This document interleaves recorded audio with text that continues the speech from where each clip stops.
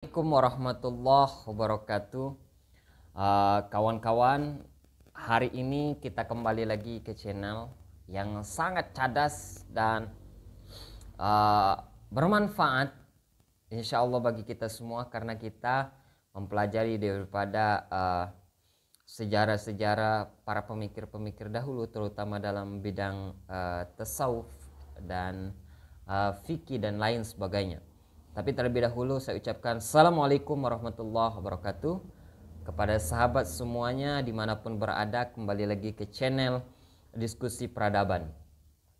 Hari ini kita bersyukur kepada Allah Subhanahu wa taala dan sampai kita meninggal, dan kita marilah selawat kepada baginda Nabi besar Muhammad sallallahu alaihi wasallam, dan marilah kita senantiasa semangat, optimis dalam melakukan segala aktivitas dimanapun kita berada.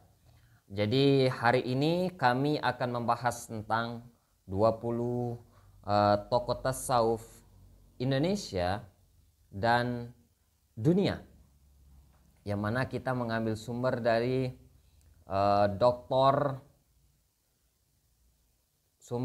Dr. Haji Munawir MPDI. Kawan-kawan, pertama saya akan sahabat semuanya, kawan-kawan sekalian, untuk pagi hari ini kita akan membahas tentang Jalaluddin Rumi. Mungkin kawan-kawan sudah mengenal siapa itu Jalaluddin Rumi. Nah, saya sangat tertarik dengan Jalaluddin Rumi karena dia merupakan tokoh yang sangat sentral dengan cinta. Bagaimana seorang anak-anak muda, terutama generasi milenial, sekarang banyak sekali yang mengagumi daripada pemikiran Jalaluddin Rumi. Jalaluddin Rumi tidak hanya terkenal di dunia timur atau dunia Islam, tapi dia juga terkenal di dunia barat. Siapa sosok yang sebenarnya ini? Nah, bagi kawan-kawan semuanya generasi milenial yang pecinta akan YouTube, kemudian dan lain sebagainya, marilah kita membahas tentang Jalaluddin Rumi. Jalaluddin Rumi ini tokoh tasawuf cinta sebenarnya. Dia dilahirkan di sekarang Afghanistan tahun 604 Hijriah atau 1207 Masehi. Ayahnya bernama Bahawalad, yang mana ayahnya seorang dai terkenal, ahli fikih dan seorang ahli tasawuf. Baha memiliki pengetahuan eksoterik yang berkaitan dengan hukum Islam atau syariah maupun kerohanian, yakni ilmu-ilmu tasawuf. Nah, dari sini kita bisa melihat bahwa memang Jalaluddin Rumi ayahnya saja seorang yang ahli tasawuf dan ahli fikih, memadukan dua khazanah ilmu pengetahuan. Kemudian pada tahun 1220 ketika kerajaan Khwarizmi direbut oleh tentara Mongol, yakni berasal dari negara China sekarang, keluarga Rumi mengungsi ke Baghdad, yang mana Baghdad ketika itu masih jadi ada bekas-bekas peninggalan peradaban Islam. Setelah itu mereka hijrah pula ke Mekah. Setelah dari Afghanistan, kemudian dia ke Baghdad, Irak sekarang, kemudian dia ke Mekah, kemudian dia ke Damaskus, dan akhirnya tinggal di Konya, Turki sekarang yang dipimpin oleh Presiden Erdogan. Di Nishapur, sebuah kota kecil di Turki, keluarga Rumi bertemu dengan Fakhruddin Attar. Nah, inilah yang mengubah daripada Jalaluddin Rumi, tapi dia belum tahu waktu dia kecil siapa Fakhruddin Attar ini. Di dalam kitab Fihi itu sangat sedih antara perpisahan Jalaluddin Rumi dan Fakhruddin Attar ketika dia sudah dewasa. Yang usianya ketika itu Jalaluddin Rumi masih 7 tahun. Fakhruddin Attar sangat terkesan dengan seorang Jalaluddin Rumi kecil, dan dia meramalkan bahwa kelak Rumi akan menjadi orang yang besar. Sebagai kenang-kenangan, Fakhruddin Attar memberikan buku karangannya, yakni Asror Namah. Nah, ini kitab kenang-kenangan yang diberikan oleh Farauddin Attar kepada Jalaluddin Rumi kecil. Kemudian dewasanya nanti dibaca oleh Jalaluddin Rumi. Yang mana pesan Jalaluddin Attar mudah-mudahan dengan pesan agar kelak dibacanya apabila dia sudah dewasa, sudah memahami akan ilmu pengetahuan. Nah, kawan-kawan, pada tahun 1232 Masehi ketika keluarga Rumi tinggal di Konya di Turki. Mudah-mudahan kawan-kawan semuanya bisa berangkat ke Konya Turki nantinya. Saya juga ya doakan kawan-kawan semuanya. Mudah-mudahan kita bisa melihat makamnya Jalaluddin Rumi, Salahuddin Al-Ayyubi dan lain sebagainya. Datanglah ke kota itu seorang sufi terkenal bernama Syekh Burhanuddin Al-Muhaqqiq At-Tirmidhi. Dia mendapatkan sambutan hangat dari penduduk yang ingin mempelajari tasawuf. Rumi yang baru 1 tahun menggantikan ayahnya sebagai pemimpin madrasah juga tertarik untuk mempelajari tasawuf. Di bawah bimbingan Syekh Burhanuddin At-Tirmizi, Rumi mempelajari tasawuf secara tekun dan penuh minat. Setelah itu Rumi pergi ke Aleppo. Jadi setelah dia dari Konya, dia memimpin madrasah. Rumi pergi ke Aleppo dan memperdalam pengetahuannya di madrasah tinggi Halawiyah.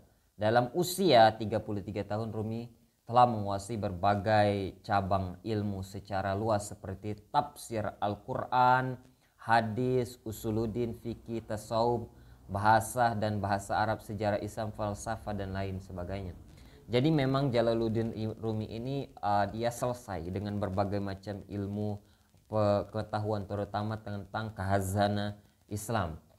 Kemudian tahun 1241 ketika dia kembali ke Konya, ia telah masyhur sebagai guru agama dan ulama yang pengetahuannya luas dan mendalam. Madrasah yang dipimpinnya mempunyai lebih dari 1000 murid untuk murid-murid secara umum, tetapi untuk murid-muridnya yang terpilih yang mengajarkan ilmu tafsir, ilmu tasawuf dan falsafah. Sangat luar biasa sekali Jalaluddin ini. Kemudian setelah beberapa tahun mengajari ilmu syariat dan fikih, Rumi merasa bosan. Jadi ada kebosanan setelah dia mempelajari ilmu syariat, fikih. Mungkin ini pergolakan di dalam jiwa Jalaluddin Rumi ketika itu. Kemudian dia merasa Rumi bosan karena pengetahuan formal yang ia ajarkan kepada murid-muridnya ternyata tidak dapat mengubah sikap dan alam pikiran mereka, pikiran aram mereka mengenal dunia, manusia dan Tuhan. Muridnya ternyata tidak dapat mengubah sikap dan alam pikiran mereka mengenal dunia, manusia dan Tuhan. Menurutnya, manusia akan berubah sikap dan pikirannya menjadi luas apabila pikiran dan jiwanya tenang serta memiliki perasaan positif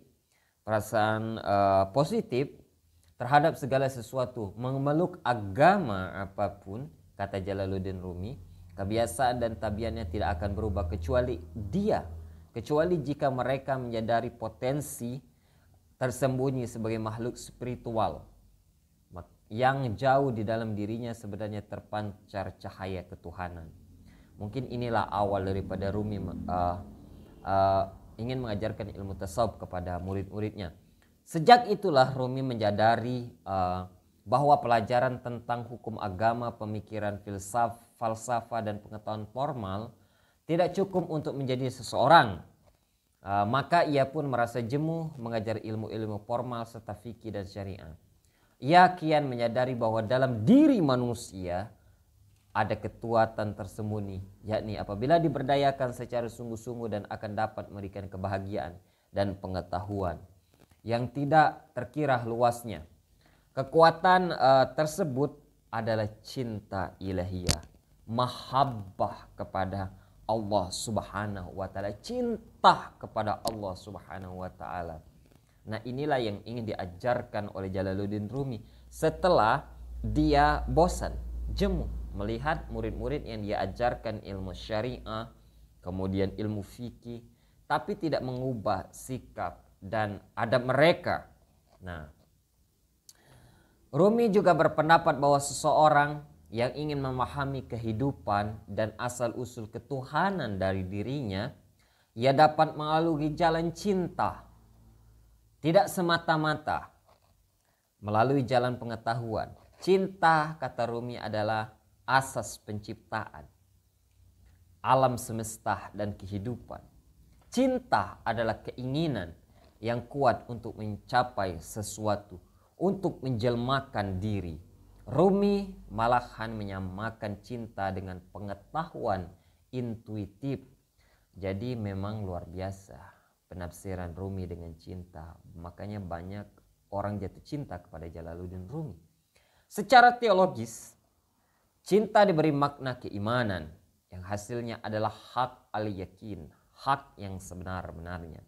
Keyakinan yang penuh kepada yang hak, cinta penggerak kehidupan, perputaran alam semesta. Cinta sejati, kata Rumi, dapat membawa seseorang mengenal alam hakikat yang tersembunyi dalam bentuk-bentuk lahiriah kehidupan. Karena cinta dapat membawa kita menuju kebenaran tertinggi. Rumi berpendapat bahwa cintalah sebenarnya yang merupakan sarana terpenting dalam transendensi diri. Cintalah sayap yang membuatnya dapat terbang tinggi menuju yang satu, yakni Allah Subhanahu wa Ta'ala. Kemudian, jadi jika kita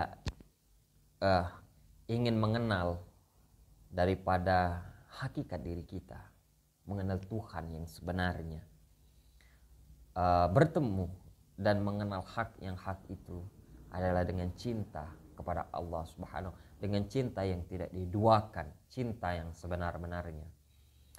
Jalaluddin Rumi kemudian wafat tahun 1274 Masehi di Konya, yang sampai hari ini menjadi pusat ziarah umat manusia dari berbagai aliran agama. Karena memang Rumi tidak dicintai di kalangan Islam saja, bahkan di dunia barat seperti Amerika dan Eropa banyak orang mempelajari dari pemikiran-pemikiran dan tulisan-tulisan Jalaluddin Rumi. Makanya orang mungkin banyak yang menziarahi Rumi. Pada saat pemakaman Jalaluddin Rumi, sebagian besar golongan agama hadir dalam penuh kedudukan karena telah kehilangan sang pujangga cinta abadi ini. Jadi orang kalau dia memberikan kontribusi yang banyak kepada umat manusia, kita lihatlah contoh Jalaluddin Rumi. Dia tidak hanya dicintai oleh kalangan muslim, tetapi dia dicintai oleh kalangan barat. Maka oleh karena itu kita harus menjadi orang yang sangat bijak bagaimana kita mencintai seluruh makhluk yang Allah ciptakan di muka bumi ini. Siapapun dia, soal keyakinan itu antara kita dengan kepada Allah Subhanahu wa Ta'ala. Tetapi sesama makhluk, hablum minan nas, kita sesama manusia harus cinta dan mencintai satu sama lain. Kemudian ajaran-ajaran tasawufnya, cinta ilahiyah merupakan tema sentral yang menjadi pusat perbincangan Jalaluddin Rumi mengenai hubungan antara seorang hamba dengan Tuhannya. Jadi cinta ilahiyah itulah yang ajaran tasawuf yang diajarkan oleh Jalaluddin Rumi. Kemudian keterbatasan akal, bagaimana Rumi menilai akal melalui dua perspektif. Pertama, akal merupakan kapasitas yang memiliki tugas yang menakjubkan. Kedua, level yang lebih tinggi untuk mendekat kepada Tuhan. Akal memiliki kelemahan tersendiri. Pada level pertama, akal adalah sebuah anugerah ketuhanan yang sangat berharga yang mampu membedakan manusia dari binatang. Inilah perbedaannya. Bedanya manusia dengan binatang adalah melalui akal. Maka oleh karena itu, marilah kita berpikir. Sudah jelas di dalam Al-Quran. Apalah tetafakkarun. Apakah kalian tidak menjadi orang-orang yang berpikir? Nah, oleh karena itu, kita gunakan akal kita sebaik-baiknya. Ini termasuk ajaran daripada Jalaluddin Rumi. Kemudian yang kedua adalah kekuatan cinta Dalam perspektif Rumi, cinta bersama keindahan dan sukacita yang mengiringinya merupakan jantung dan sumsum agama. Tema sentral segenap spiritual hampir di setiap karya-karyanya. Rumi memperbincangkan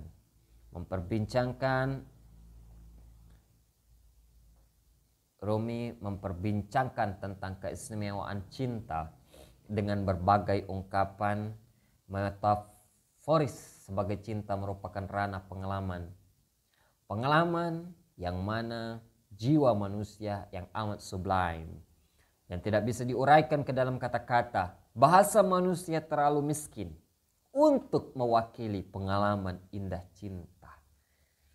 Menurut Rumi ada dua macam bentuk cinta. Cinta imitasi, isk majasi, dan cinta sejati, isk hakiki.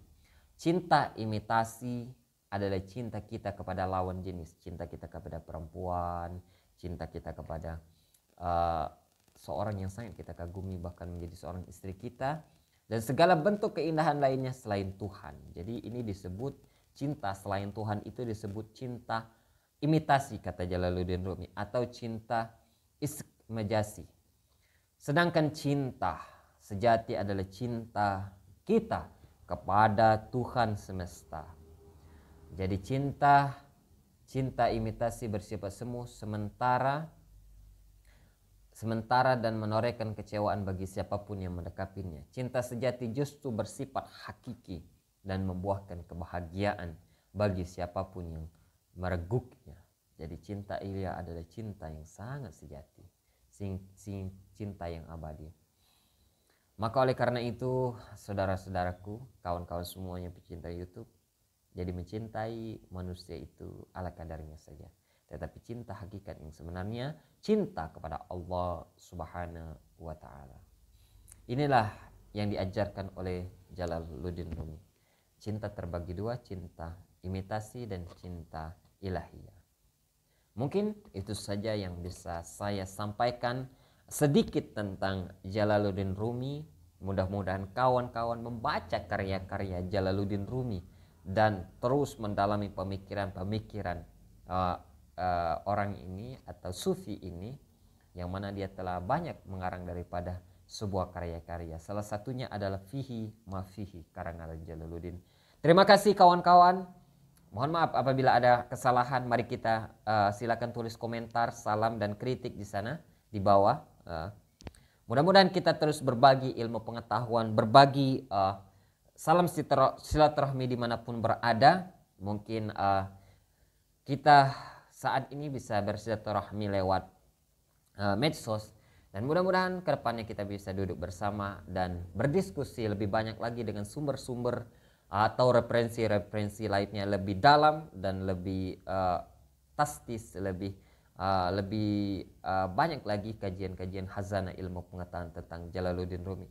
Salam semuanya, semoga sehat selalu, semangat dimanapun berada, tetap terus membaca, bekerja, dan terus optimis dalam kehidupan sehari-hari. Mudah-mudahan kita menjadi orang-orang yang cinta imitasi dan cinta ilahiyah, cinta kepada manusia dan cinta lebih-lebih kepada Allah Subhanahu wa Ta'ala. Bilaifil sabilil haq. Assalamualaikum warahmatullahi wabarakatuh.